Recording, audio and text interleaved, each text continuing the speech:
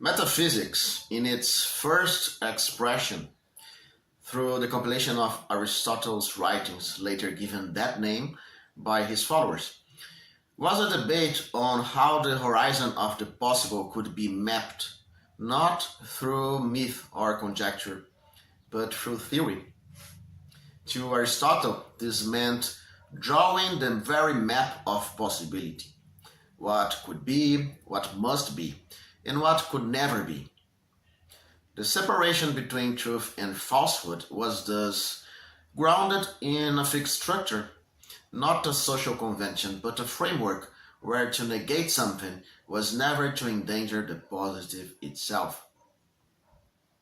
Being, in this sense, distinguished itself from non-being not through a Parmenidean principle of immutability, but through a subtler logic, one in which difference still belonged to the order of the real. In Aristotle, this placed non-being as a kind of category error, a failure of predication, and not a rival mode of existence. For him, negation has being only insofar as it is said of being. Difference, therefore, did not arise where classification failed. It required the unity of a genus to even appear.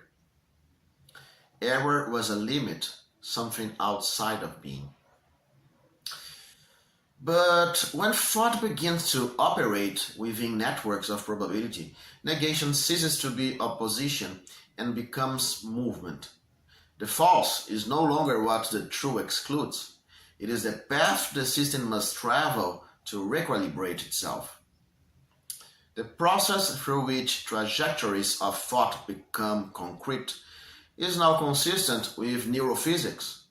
Weights and anchors, placed through repetition in the real world, generate the very differences that will later appear without any prevision of being or non-being.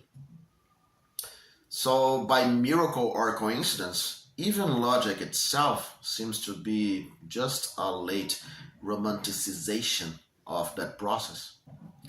And thus, like every living organism, it too remains subject to the same natural selection.